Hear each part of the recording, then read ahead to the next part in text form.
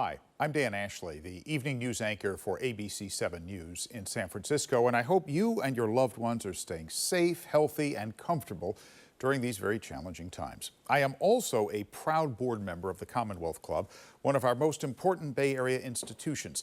The club has been hosting wonderful events with exciting speakers and topics in the Bay Area for over a century. In times of crisis, good information and strong connections in our community are especially important.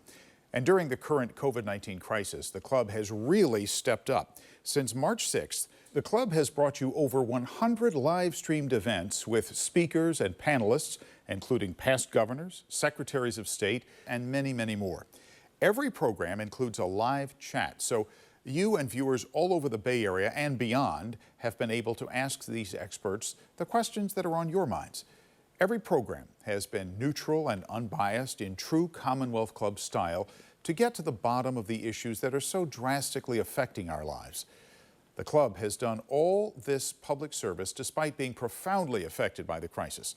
The inability to hold events for the past 2 months has forced the club to cut its budget and staffing by 50%. The remaining staff are working from home to bring the community these valuable and informative live-streamed programs. The club needs your support to continue its shelter-at-home programming. Please make a tax-deductible donation to the club now by texting the word DONATE to 329-4231. That is, donate to 329-4231, or visit the Commonwealth Club website, commonwealthclub.org. We need the club to be here in the months and years ahead to help inform and educate as we figure out how to get our society and our economy safely moving again. Consider changes to the way we live and work as a result of this crisis, and take steps to prevent a future pandemic. Once again, please support the Commonwealth Club now by texting the word DONATE to 329-4231. That is, donate to 329-4231, or visit the website commonwealthclub.org. I want to personally thank you for supporting one of our community's truly great organizations. I'll see you on ABC 7 News and at the Commonwealth Club. Stay safe.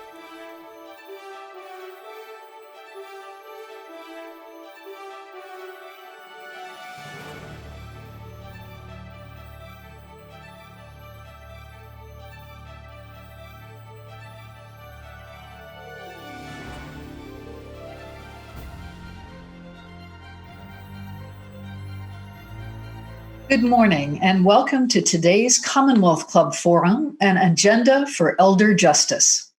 I'm Gloria Duffy, President and CEO of the club. In the COVID era, the club is presenting about a dozen live stream programs every week on a wide range of public issues to help keep our society connected and help us continue to work together to improve our society. We thank our members, our generous sponsors and donors, and you, our audience, for your support and participation during this time.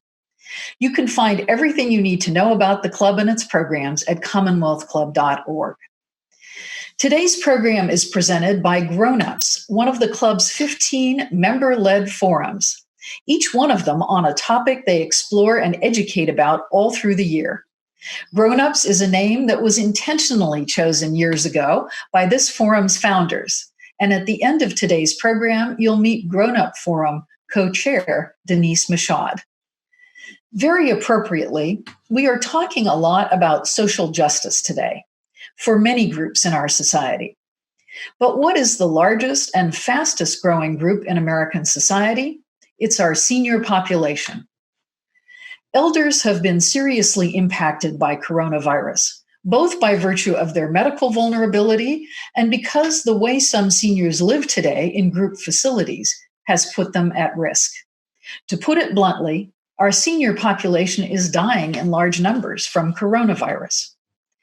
But seniors faced challenges well before coronavirus, from discrimination, elder abuse, and the need for greater respect for their wisdom and the contributions they make in a fast-paced world that often focuses on the young and the new. What is justice for elders? This provocative question will be addressed today by a terrific expert and leader, Lisa Nirenberg. Lisa is the executive director of the California Elder Justice Coalition, a group of advocates that protects the rights, independence, and safety of older people. She is on the faculty at San Francisco City College, where she teaches gerontology, health and aging, elder abuse, and ageism. She's the author of 2 books, Elder Abuse Prevention, Emerging Trends and Promising Strategies, and a new book, Elder Justice, Ageism, and Elder Abuse. She's also advised the You Get Clark Foundation, dedicated to preventing elder exploitation, whose president, Ian Clark Devine, spoke with us just recently at the club. Ms. Nierenberg is a graduate of the University of Minnesota with master's degrees in both social work and public health. In conversation with Ms. Nierenberg will be Bill Benson. He's a longtime thought leader and driving force on health and aging. He's served in a number of positions, including as Deputy Assistant Secretary for Aging at the Administration on Aging at the U.S. Department of Health and Human Services, and as Staff Director of both the Subcommittee on Aging of the Senate Labor and Human Resources Committee and the Staff Director of the Subcommittee on Housing and Consumer Interests of the House Select Committee on Aging. Now, please send your questions for Ms. Nierenberg via chat. They'll go to Bill Benson, who will pose them to her. And now please join me in a warm Commonwealth Club welcome to Lisa Nierenberg and Bill Benson. Well, thanks, Gloria. And thanks for all the work that you've been doing in elder financial abuse and for bringing the issue to the Commonwealth Club. It's really an honor to be here today. And thank you, Denise and the Grown Ups Forum, for inviting me. It's a pleasure to be here with the grown-ups. So when I was writing the book, I couldn't have imagined that we'd be at this inflection point at this point, where it seems like just about everybody is talking about justice. But I feel really fortunate that it happened that way, because I think older people really have an enormous amount to contribute to that dialogue, and I hope that they will. Can I have my first slide? Actually, my next slide. So I wrote the book because I'd been working in the field of elder abuse prevention for over 35 years. And during that time, abuse has been called a medical syndrome. It's been called the flip side of child abuse. It's been called a caregiving issue, domestic violence, a public health problem. But then in the early 2000s, it was reframed again as a matter of justice. The Elder Justice Act of 2010, which was part of the Affordable Care Act, was our first federal legislation on elder abuse. And it says explicitly that older people have the right to live free from abuse, neglect, and exploitation. So this reframing of abuse, or freedom from it as a right, I thought really resonated. In elder abuse prevention, we confront a whole range of threats to justice that go beyond elder abuse. And one of our main challenges, I think, it goes back to our origins. Back in the early 1980s, when states started developing their elder abuse prevention systems, they designed their responses after systems that had been developed a couple of decades earlier for child abuse. And the assumption was that older people, like children, weren't going to be able to come forward or weren't going to be willing to come forward and ask for help themselves. And so we mandated third parties people that were likely to suspect abuse or to witness abuse to report to public agencies that would then go out and do investigations. So with kids, it's pediatricians and teachers and daycare workers. And with adults, it's virtually anyone that works with older people. And that list keeps getting longer. Here in California, just as of this month, we've added investment advisors and brokers to the list of mandated reporters. And while that system has really clearly helped a lot of people, it's also led to accusations of ageism and paternalism. And so it seemed like it would be a good time for us to reevaluate what we've been doing. So can I have my next slide? For those of us who grew up in this country, we take it for granted that we know what justice means. We pledge allegiance to a flag that stands for liberty and justice for all. We memorize in school some of the lines from the Declaration of Independence. And of course, there's Superman's oath to truth, justice, and the American way. But today, people are questioning those values and what our founders meant by values like that and how they apply today. And so, what I was interested in is how they apply specifically to older people. So, I started with the basics: the right to life, liberty, and the pursuit of happiness. Can I have my next slide? So, the right to life never actually made it into the Constitution or into any law, but it's been appropriated, and I think rather brilliantly, to refer to the rights of the unborn. It was a lot harder to find a definition of the right to life after birth, but I found this one that I think is really a great starting point for elder justice. It comes from a philosopher, Martha Nussbaum, who defined the right to life this way: it's being able to live a life of normal length, not dying prematurely, or before one's life is so reduced as to not be worth living. And she goes on to say that in free societies, people have to be adequately nourished, sheltered, and protected from assault to function. Next slide. I think her definition is particularly poignant if you consider that in this country, the richest men live on average 15 years longer than the poorest. And for women, that difference is 10 years. Nearly 50% of low-income adults have disabilities compared to just under 11% for adults overall.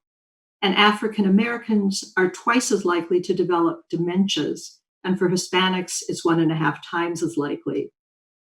So I think that Nussbaum's way of talking about the right to life really forces us to ask why it is that the right to life is so much farther out of reach for some groups than it is for others. Next slide. Happiness, or the right to pursue it, also never made it into law, at least in this country. To see what that would look like, you'd have to go to Bhutan, where happiness isn't just a national goal, they have a measure of gross national happiness. So on the lower left, you can see what they call the 4 pillars of happiness. It's equitable socioeconomic development, good governance, and the preservation of culture and the environment. And I think these measures don't just contribute to the quality of life, they're also prerequisites to justice. You can't really have justice if you don't have good governance or social development. Next slide. To understand what the founders meant by liberty, you really need to remember the context. As you know, they were coming out of a monarchy, and they were really deeply afraid of slipping back into one. So what they were really worried about was government overreach. So Jefferson described liberty as what the people are entitled to against every government on earth and what no government should refuse. So essentially, the founders were defending people's rights to be left alone. And they made it very clear that when the government restricts freedom, it has to be for compelling reasons and that there has to be due process. Of course, at that time, those rights only applied to very few people, and we've been fighting ever since then to make them apply to everybody. But I think this way of defining liberty is especially important for older people because of the tendency we have to want to limit people's freedom as they get older. And it's often well-intended. Mom or dad are starting to have trouble at home, and the kids think that maybe they'd be better off in a nursing home. And in elder abuse, we're always weighing safety versus freedom, trying to figure out when, as a nation, we have a responsibility to protect people while also protecting their freedom. There are a lot of different ways to think about justice. There's our justice system, which was designed to protect us from the government and from each other. And today we're certainly questioning how well a job it's doing in protecting people's rights. If you haven't read Gloria's terrific column in the spring issue of Insight, I'd really encourage you to do it, because in it she describes some of the barriers that elders face in seeking justice in the civil justice system. And a lot of other people, including Bill, who you'll be meeting later, are asking about how defunding the police or re-imaging law enforcement in this country, what that's going to mean for elders and elder abuse. Next slide. Justice is also about fairness and equity. And a lot of what we call aging policy in this country was created to achieve what's called distributive justice, which is fairness in how societies distribute resources and opportunities, and also intergenerational justice, which is equity between the young and the old. So, for example, Social Security was created during the Depression when people of all ages, and a lot of people of all ages, were facing poverty, but the poverty rates for older people was especially high. And so Social Security really tried to level the playing field a little bit between the young and the old and the rich and the poor. Medicare also advanced distributive justice, and it also was in the interest of racial justice because hospitals couldn't be eligible for Medicare funding if they discriminated against Black doctors or patients. Next. So another major milestone in elder justice was the Supreme Court's Olmstead decision, which didn't even actually involve older people. The Americans with Disabilities Act of 1990 established that people with disabilities had a right to reasonable accommodation in the community. And that really referred to in the workplace and in public settings.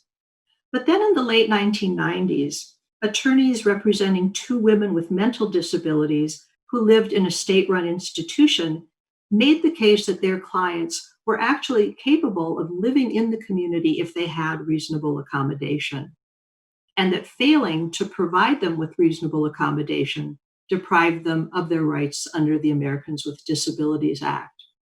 And courts later ruled that Olmstead also applied to nursing homes and even people that were living in the community that were at risk of being institutionalized. So Olmstead has really had an enormous impact. Before that time, people had been arguing that people should be able to get their care in the home. And it was usually because that's where most people want to get their care, or they made the argument that it was less expensive. But as a result of Olmstead, that reasonable accommodation in the community is a right. Next slide. So individual rights are also addressed in international law. And after World War II, world leaders came together to try to ensure that the abuses that the world had just seen would never occur again.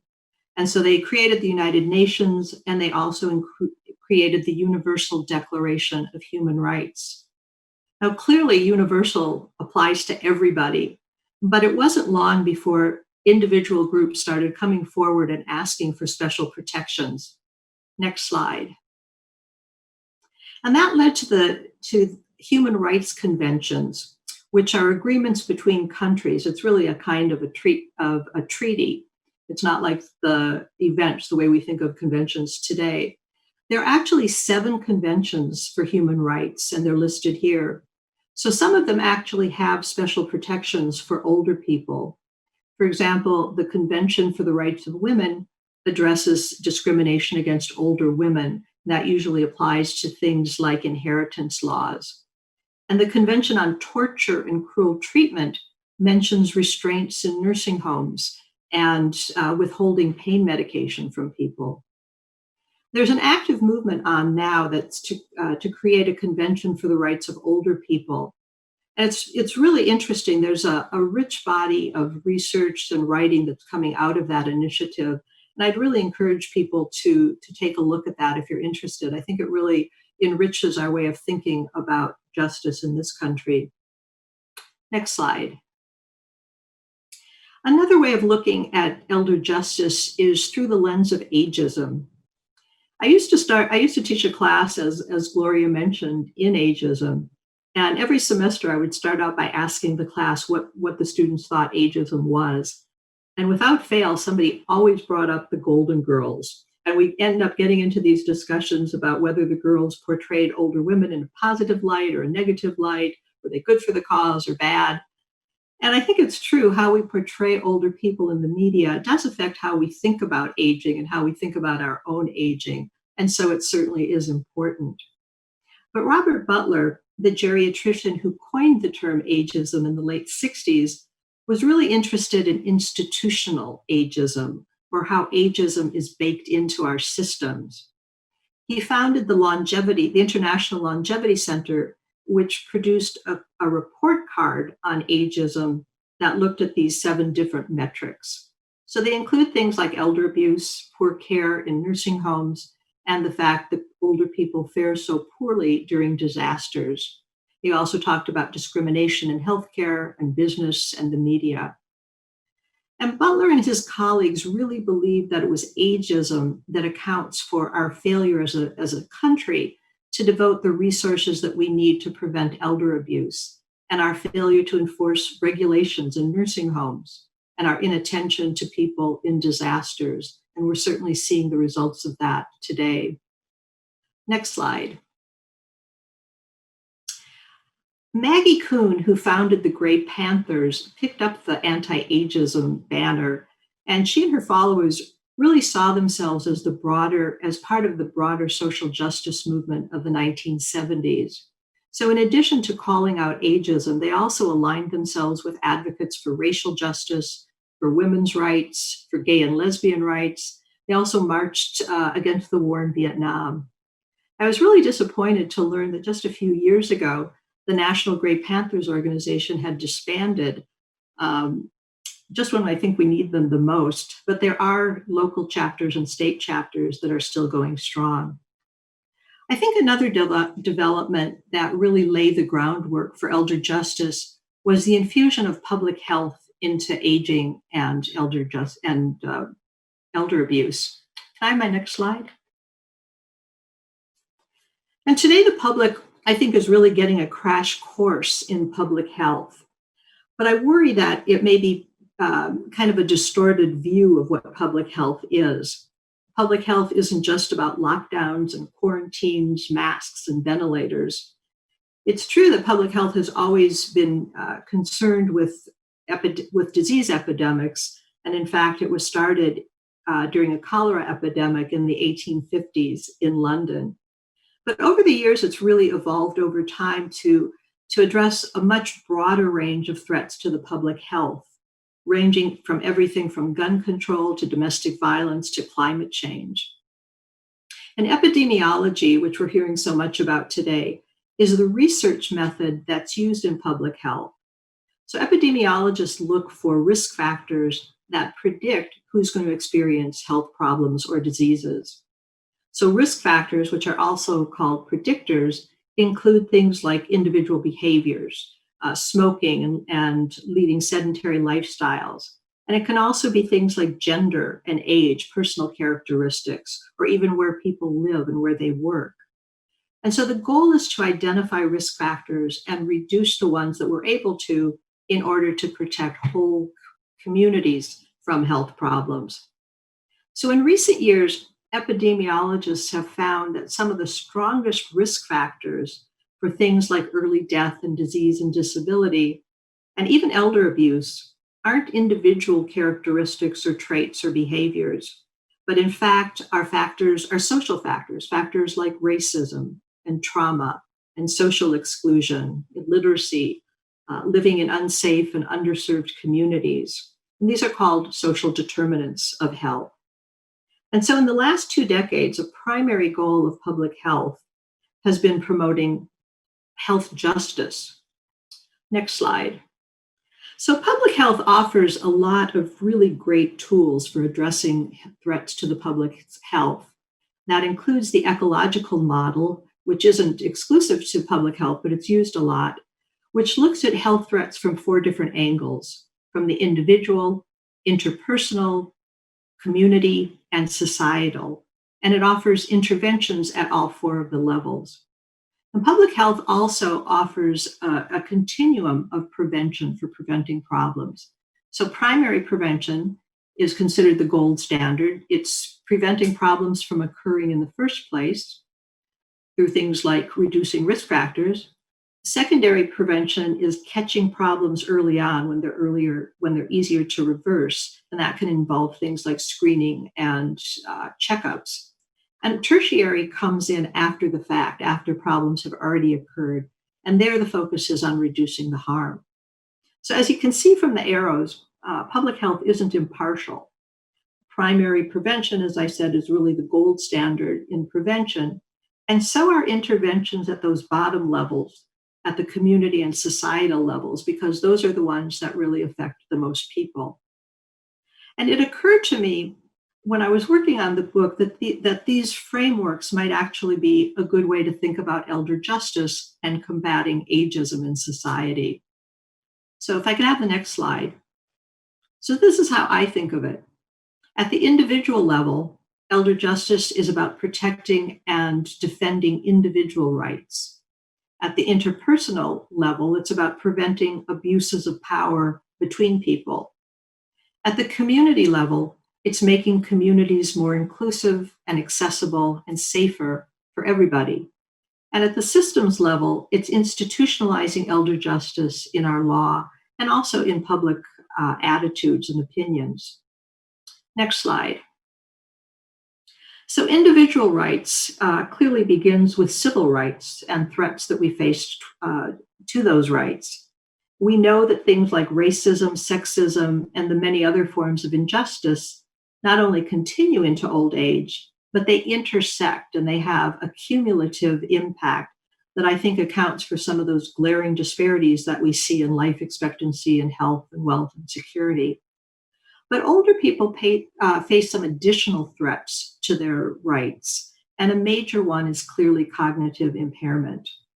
We know that as we get older, we're much more likely to experience cognitive decline, and that risk of cognitive decline increases as we get older, and it sometimes reaches the point where we're not able to exercise or defend our rights. So one way of, just an example of a way to guard against that is through things like advanced directives, things like powers of attorneys and trusts that are used to make people's wishes known in advance. But actually, very few people have advanced directives. And like all safeguards, when it's used incorrectly, for example, when advanced directives are placed in the hands of the wrong people or for the wrong reasons, they can actually become licenses to steal.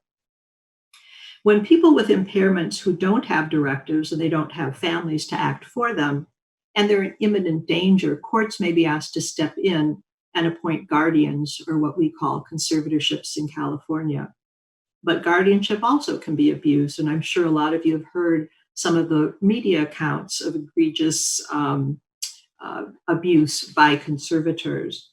And guardianship is also a restrictive intervention. And so we have to be careful that we don't overuse it and that we have good alternatives.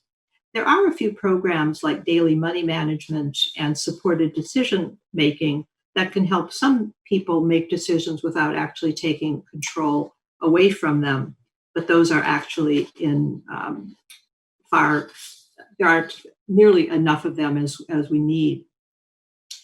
There's also a lot of talk today about limited guardianships that are tailored to meet specific needs.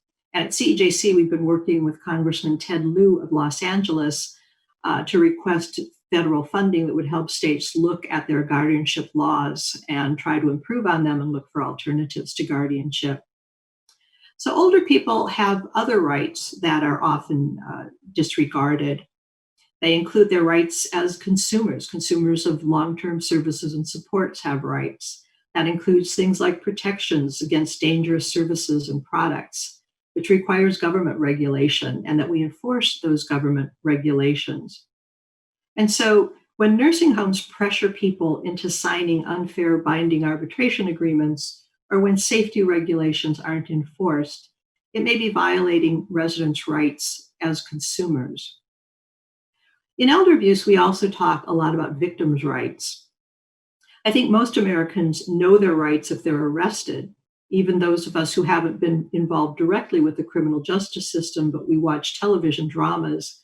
We probably know you have the right to an attorney. If you can't afford one, one will be provided for you. But fewer people know their rights if they are victims of crime.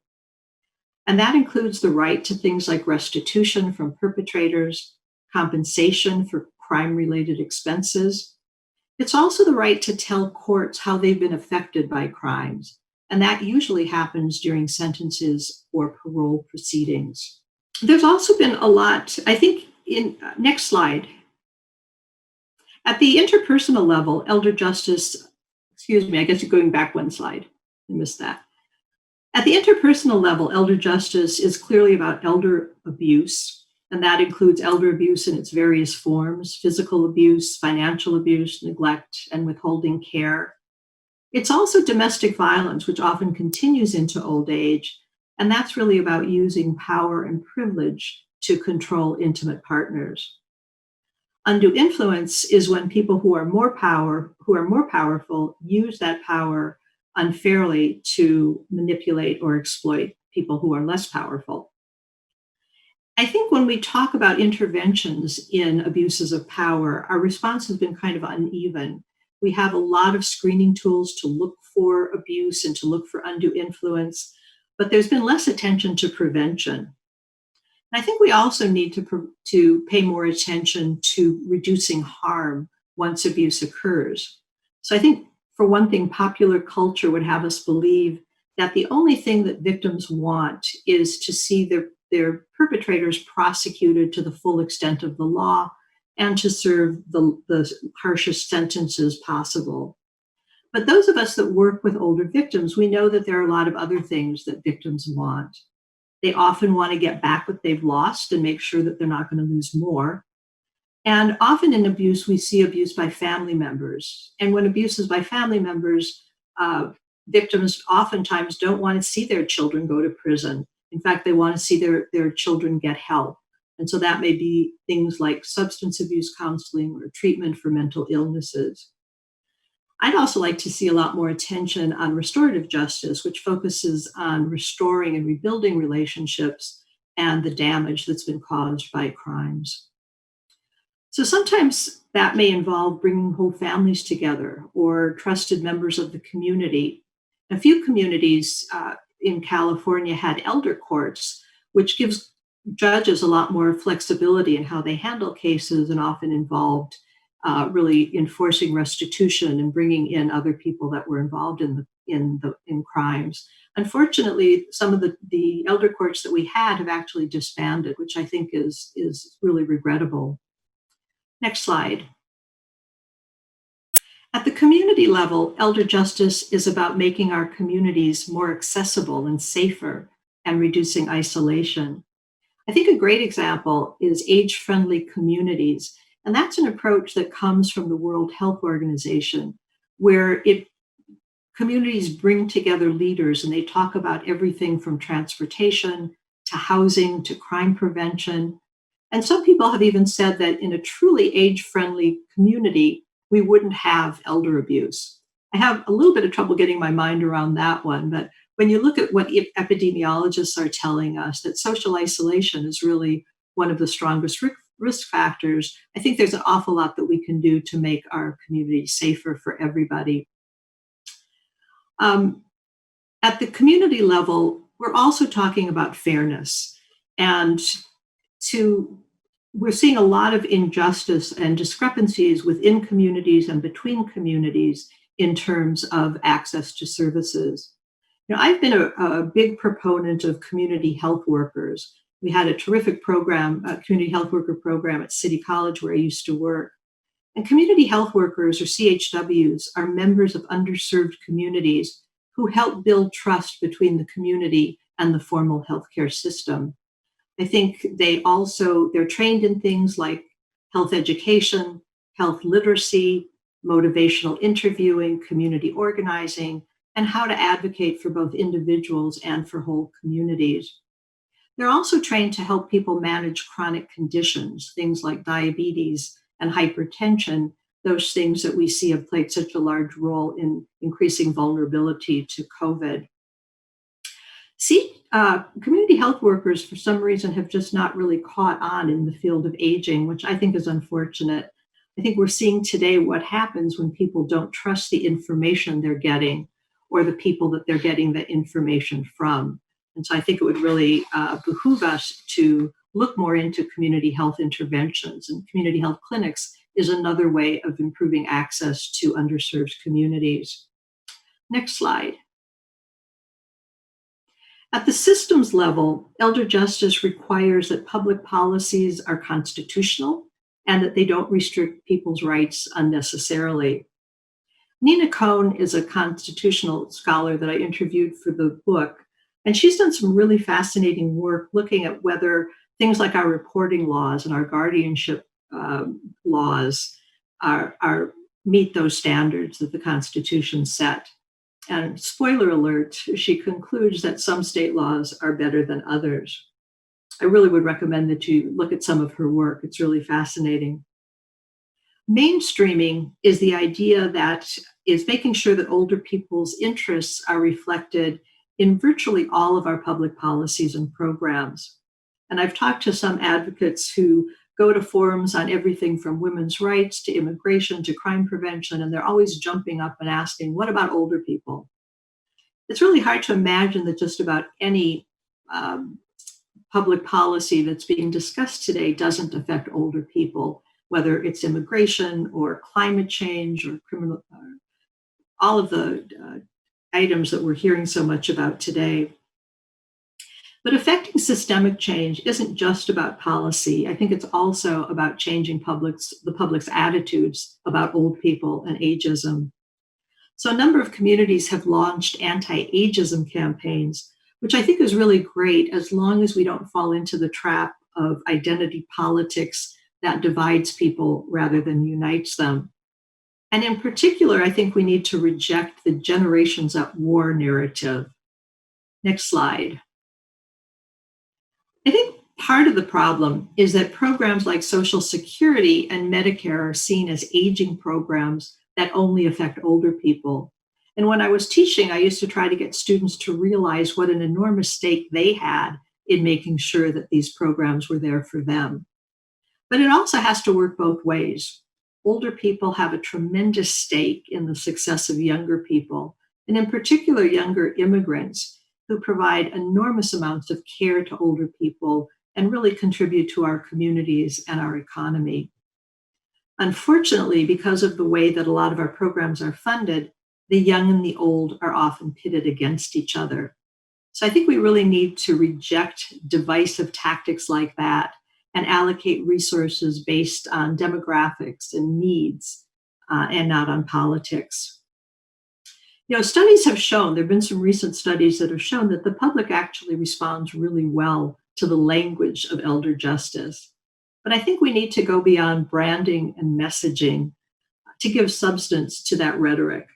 It's not just enough to reject ageism and elder abuse. I think we need a positive message that's anchored in those fundamental values that some of us were raised with and reimagined to meet the challenges that we face today.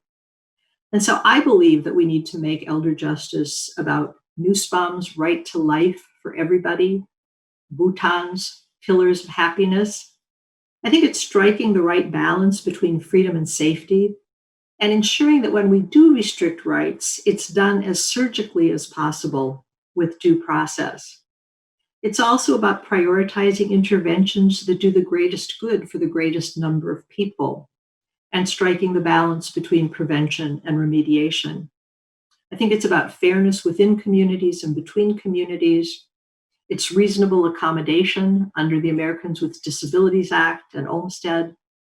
It's devoting the resources that we need to problems like elder abuse. It's consumer rights and victims' rights and the rights of prison inmates and those who are returning to their communities under compassionate release programs. It's also about mainstreaming to make sure that the interests of older people are always recognized in all our policies. And I think it's also following in the footsteps of Maggie Kuhn to align with social justice advocates of all ages. So the elder justice agenda isn't done. It's really just a starting point, and hopefully it provides some new ways of thinking about elder justice and possibly suggesting ways that people can get involved. I think now more than ever, it's really critical that all of us bring our passion and our expertise, whether that comes from professional training or life experience, to the table, and that we promote those values that we were raised with, that so many before us have fought for, and that it's now up to us to preserve. And so if I can have my next slide, I'll end by making a plug and inviting people, if you are interested in joining the dialogue, to think about joining us at the California Elder Justice Coalition or supporting our work, you'll find us at elderjusticecal.org, or you can follow us on Twitter at elderjusticecal. And now it's my great pleasure to introduce my friend and colleague, Bill Benson, who's no stranger to those of you who work in the field of elder abuse or aging. He's been a thought leader for many, many years, as Gloria said, and he's currently the policy director at the National Adult Protective Services Association and has a list of credentials that would use up the rest of the time that we have today. But I do want to mention one. For the last 20 years or so, Bill has hosted the First Person series at the Holocaust Museum in Washington, D.C. It's really an amazing program. I've had the chance to sit in on some of his interviews, and at the ones that I attended, at least, there were a lot of young people in the audience. And I can't think of a better way to teach young people about human rights than through that program. So are you with us, Bill? I am. I seem to not be able to get the video started. There we go. All right. Lisa, that was outstanding. Terrific, terrific presentation. You covered an incredible amount of the waterfront in a very short period of time. Yes, thanks for bringing up my work with the First Person program at the Holocaust Museum. It's probably one of the most profound work experiences that I have ever had the pleasure, if I can use that word, of being associated with, mostly because I've had the opportunity to get to know intimately a large number of Holocaust survivors and work with them, an extraordinary group of people. I think from a social justice standpoint, when one thinks about the Holocaust or any genocide, you have to really step back and think about the horrors of the state. When the state itself decides that it's going to trample on justice, it's pretty tough to overcome that.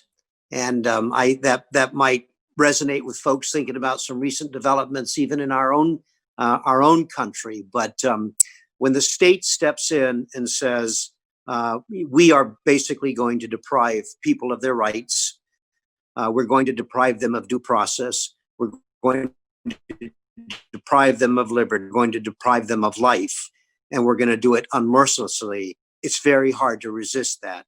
And I think the second takeaway for me from this is the extraordinary level of complicity by ordinary citizens, and if not complicit, just the silence from so many, much of it driven by fear. But as the saying goes, silence is complicity, and from there it all unrolls. We could spend a very long time talking about that.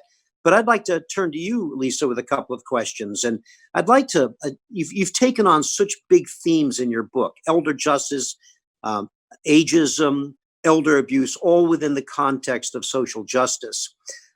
I'd like to start, however, with ageism. That's, to me, that's an incredibly important topic because I think it undergirds so many of the issues that give rise to wanting to create or improve rights for older people. It's partly in response to ageist policies, ageist behavior, ageist attitudes.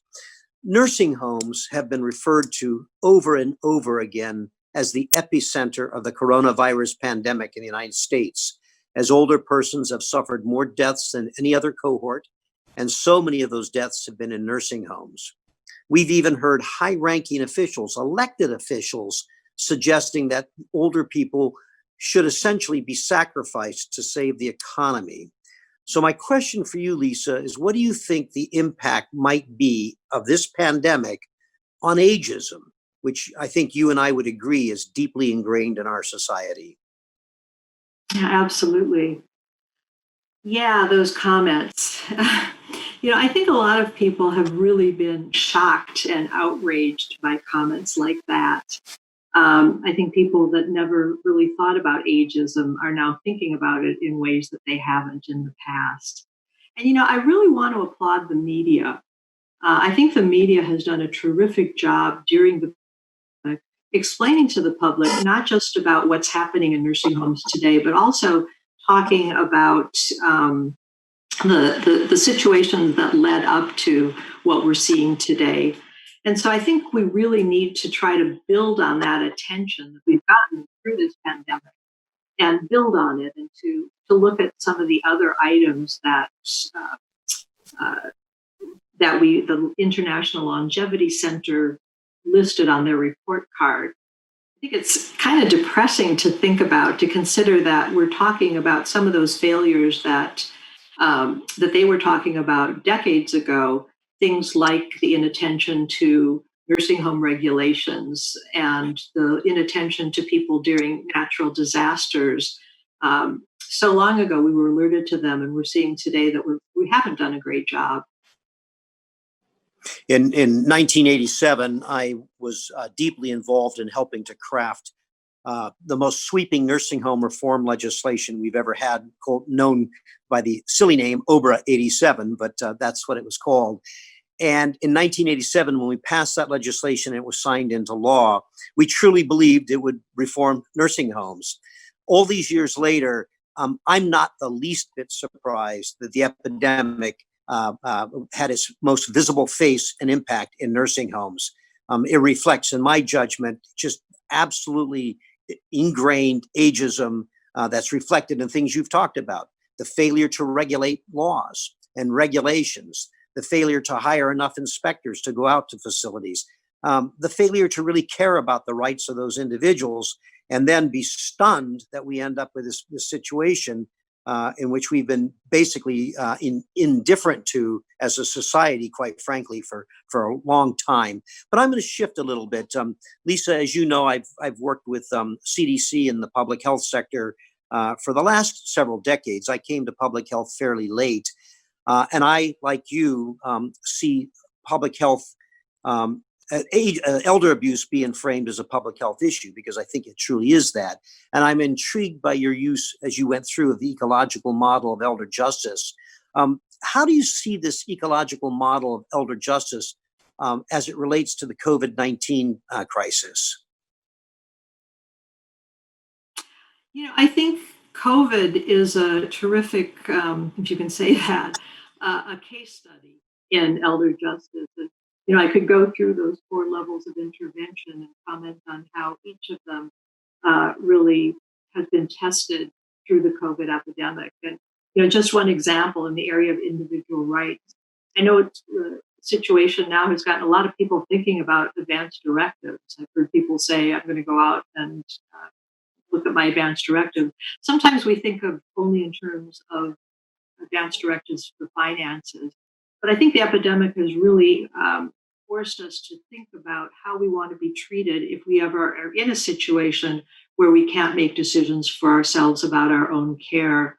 And something that's really been striking to me through the pandemic is that over my career, I've been involved in a number of medical ethics groups where we've spent a lot of time talking about weighing the benefits and the risks of different treatments, and how people's personal preferences and their attitudes really need to be reflected in those choices.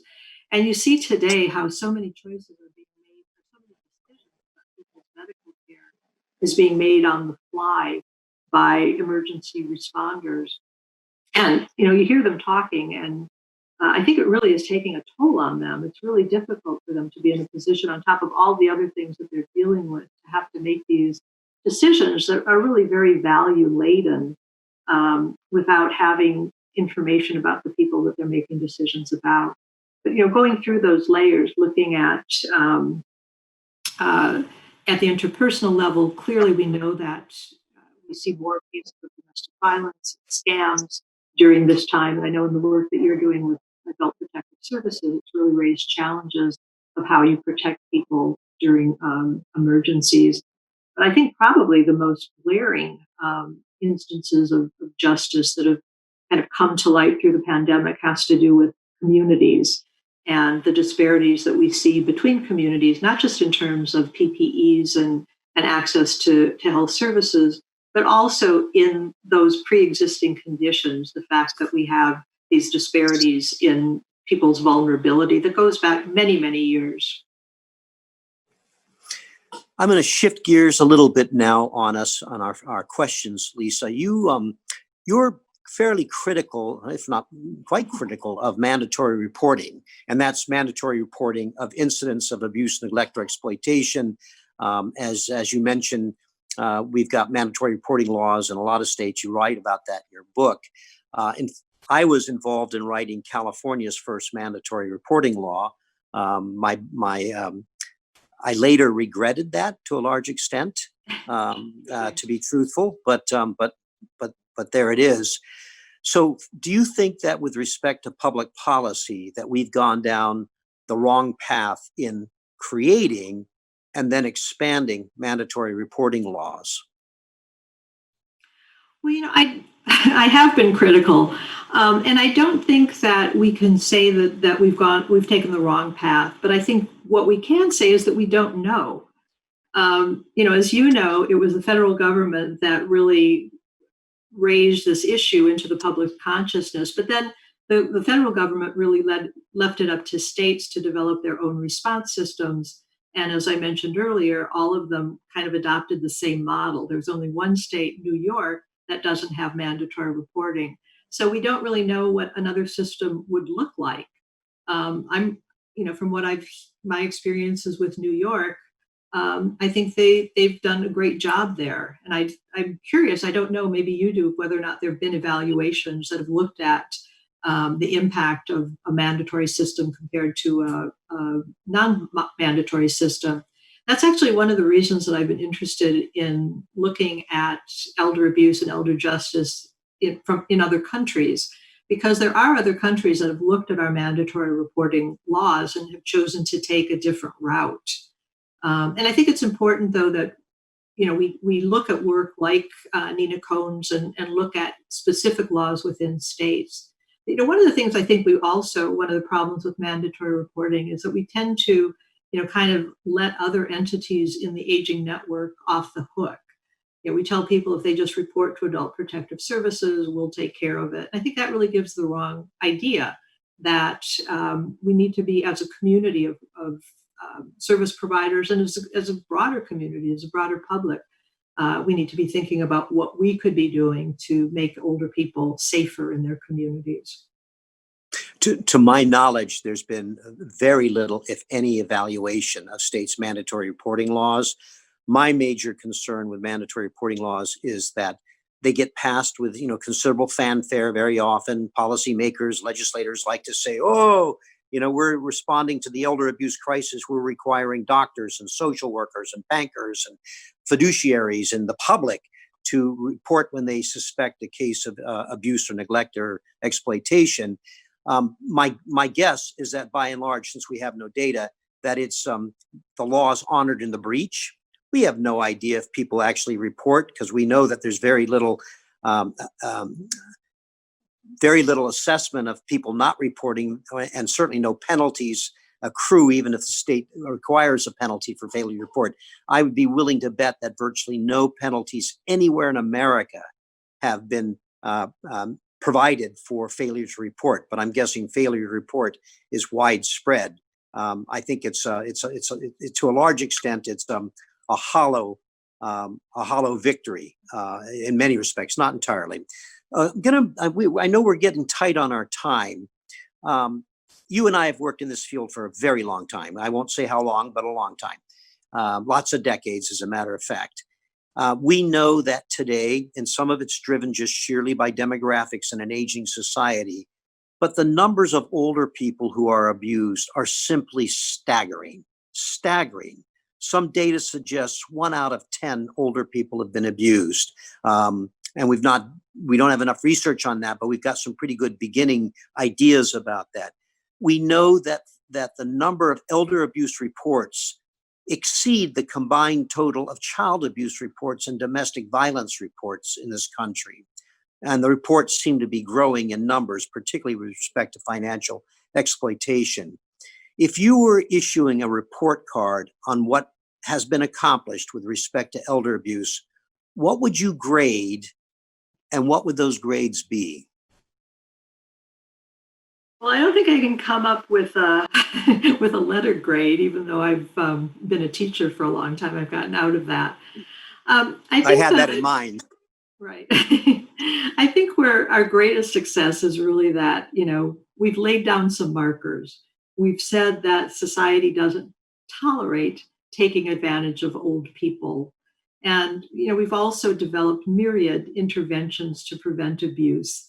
And there's been an enormous amount of innovation and creativity that's helped countless peoples. And I think we really have to applaud our field and each other for being able to accomplish that. I think, though, that where we have fallen short is that as a field we've been marginalized or siloed. I think we're just coming to terms, for example, with the fact that justice in old age requires that we address injustices earlier in life. That many of the problems that we see in old age result from people's experiences earlier in life, and so I think we really need to be working more closely with our colleagues and fellow advocates and activists in the broader human rights movement. I think going back, though, to reporting, one of the pitfalls of the reporting system is that it creates this expectation that when you make a report, things are going to be handled. And again, Right. I said this before, that I think we need to make sure that people everywhere are thinking about how they can reduce risks for older people and prevent abuse. So I think we still have a lot of work to be done. I would agree with that, but I like your sense of what we have accomplished, which is very nice. I think we're getting close to the end of our time. And so I think we probably need to turn it over to Denise in just a moment. But Lisa, before I do that, can you tell our viewers how they can get in touch with you? The best way is through CEJC, the California Elder Justice Coalition. We're online at elderjusticecal.org, and you can also follow us on Twitter. That's the best way to reach me. Okay, that's good. Thank you, Lisa, and thank you for just giving us a window, really, a brief window into all that you've had to say in your book. It's a marvelous piece of work. You deserve a great deal of recognition for that, and I'm glad the Commonwealth Club is doing that by virtue of this program. So I'm going to turn it now over to Denise Michaud, who is the head of the Adult Forum, and for her to say a few final words. Thank you, If I could Denise. just butt in before you do, I just want to say what a pleasure it is to be working with you, Bill, and you've been so instrumental in this field. I really appreciate it, and I could continue talking to you for hours and hours. So thanks. Well, we will. And I misspoke. Denise is the chair of the Grown-Ups Forum, which is a so much better title than the Adults Forum. Take it away, Denise. Thank you, Bill and Lisa. Our thanks to both of you, Lisa Nierenberg and Bill Benson, for joining us today. And thank you so much for sharing your important work. I want to thank also our viewing audience for tuning in. And don't forget to visit commonwealthclub.org to see all of our upcoming programs. So again, I'm Denise Michaud, Chair of the Grown-Ups Forum, and this concludes our virtual program at the Commonwealth Club. Everyone have a wonderful day. Thank you again. Bye-bye.